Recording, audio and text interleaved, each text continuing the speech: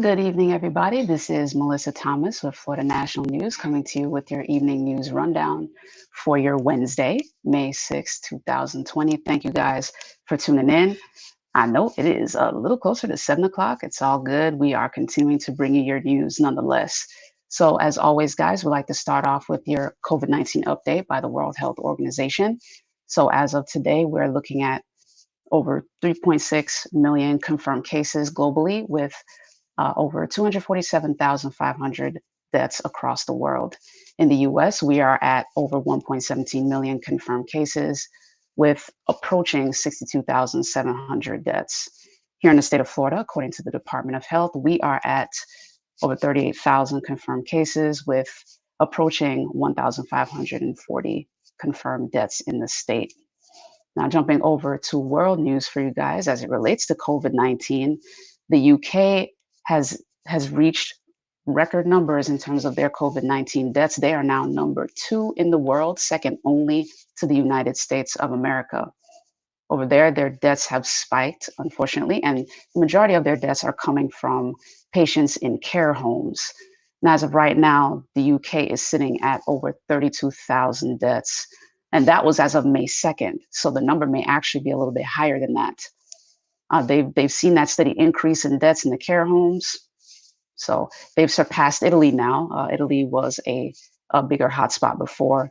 So thoughts and prayers out to the UK as they continue to figure things out. As you saw in that picture, Prime Minister Boris was kind of stressed and understandable. No one really likes to grapple with that level of death, particularly from a disease that is this prevalent. But jumping over here to the US, we actually have a bit of brighter news with regards to COVID-19. As of right now, NYU has teamed up with Pfizer to develop a new vaccine. Now, Pfizer is hoping that this vaccine will be available as of September of 2020. Here's a little bit more about it. It's different because it carries a genetic code messenger RNA that a different genetic code called messenger RNA that attempts to reprogram the deadly pathogen instead of manipulating the live virus. It aims for the pathogen that causes all the issues. And the purpose of the vaccine is to make the body create proteins that are associated with the virus without necessarily making the person sick. What's the number one complaint about taking the flu vaccine? You take it and you get the flu, right? You start to feel sick. But based on their research with the vaccine that they're developing right now, it would do the work of helping the body develop the antibodies without necessarily making the person sick. So again, this is expected. They're expecting for this to be available in September. We will keep you guys posted with all the updates. NYU is optimistic about the results, but they're cautiously optimistic. They're saying we'll let the data speak for itself. Now, jumping over to Florida news, one of our counties has administered some antibody tests, namely Volusia County. They recently did some antibody tests to the amount of 1,100 over the course of 2 days. So far, the Volusia County Fairgrounds has been open as a testing site. They were able to administer 1,100 antibody tests, and they're going to be open for 3 weeks as a testing site. It will be available. And the facility that is running it, Family Health Source, will have the testing site open from 8:30 a.m. Eastern Time to 5 p.m. Eastern Time on every weekday except Wednesday. So if you're in the Volusia County area, that's some good news for you. A lot of the folks that went in to get those tests done, they had felt symptoms. They were sick before, they had illnesses before, and they weren't quite sure if it was COVID-19. So now they want to check to see if they have the antibodies and be sure. But that's it so far for our Florida news. And as usual, guys, right before we jump into your business, entertainment, and sports, I am going to go to a quick commercial break, so stay tuned. Thanks so much. We wanted to move back home to be closer to his family. We decided to go with pods because things were stressful enough. We weren't sure how long we were going to need storage for, so we needed something that was flexible, and then they can deliver the container to wherever we move to. We haven't found the perfect house yet, but we're still looking. All right, guys, welcome back. Thanks so much for sticking around. Now, jumping into the business news, as you guys have heard, we've been breaking down the different states as they reopen. So we're jumping over to the state of Texas, which is now reopening its hair salons, barber shops, nail salons, tanning, and the gyms. Now, here's what Governor Greg Abbott has laid out for his state with regards to this. All of the salons and tanning salons, barber shops, they will open as of this Friday, and then the gyms and other exercise facilities will open on May 18th.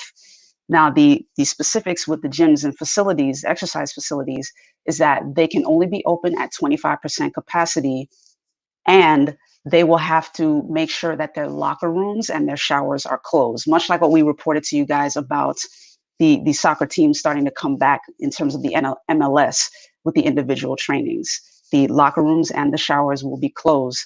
With regards to the salons, folks in their respective salons will have to maintain 6 feet of distance between each other as staff members and with their clients, their customers, and the staff are required to wear facial masks. So that is what Governor Abbott has required for the state of Texas.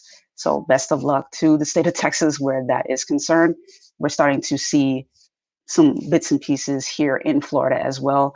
And as you guys heard from Mayor Demings, he's expecting Governor Ron DeSantis to hand down his decision about Florida's hair salons and barbershops this Friday as well. So stay tuned for that. We will keep you guys posted on that. Now, jumping over to a little bit of entertainment news, Tom Cruise will actually be working with NASA to film the first action film in space. His plans are to actually film this action film from the International Space Station, and he will be the first actor to go and stay at the International Space Station to film this movie. It won't be the first film at the International Space Station, because in 2002, there was a documentary that was filmed there, and Tom Cruise was the narrator for that documentary. So perhaps there's a connection there. Perhaps he wanted to try it out and do something in real time, in person there.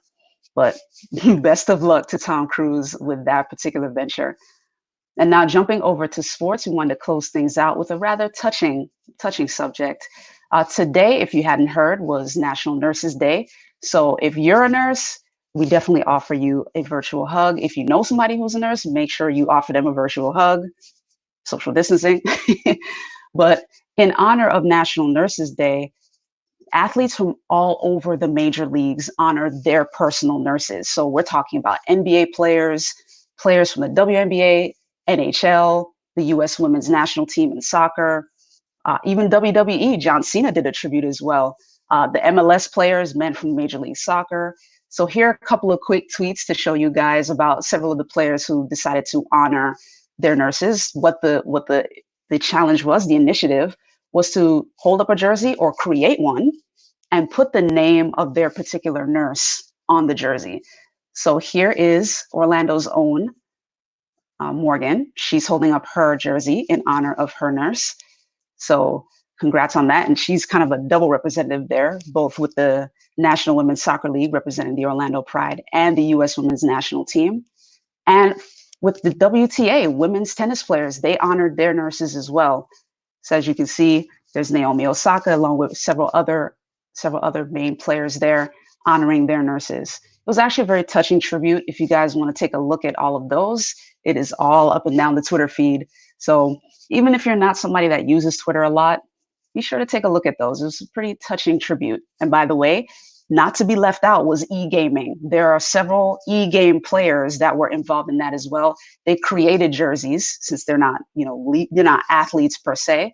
So they created jerseys of their own and take their nurses' names on the jersey. So congrats to these guys, and to our nurses out there, thank you for all you have always done, but especially what you're doing now in light of COVID-19. We know those hours can be brutal, and sometimes it is a thankless occupation. So thank you very much for all that you're doing. Most definitely.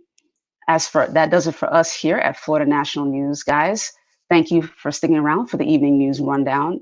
It is always an honor to be able to come on here and provide content. And again, if you guys haven't already, be sure to like us on Facebook at Florida National News, at FNN News Live, or at FNN News TV.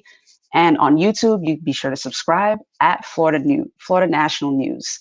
That's how you can find us over there. That does it for us tonight, guys. Be sure to have a great rest of your evening. We'll see you guys tomorrow.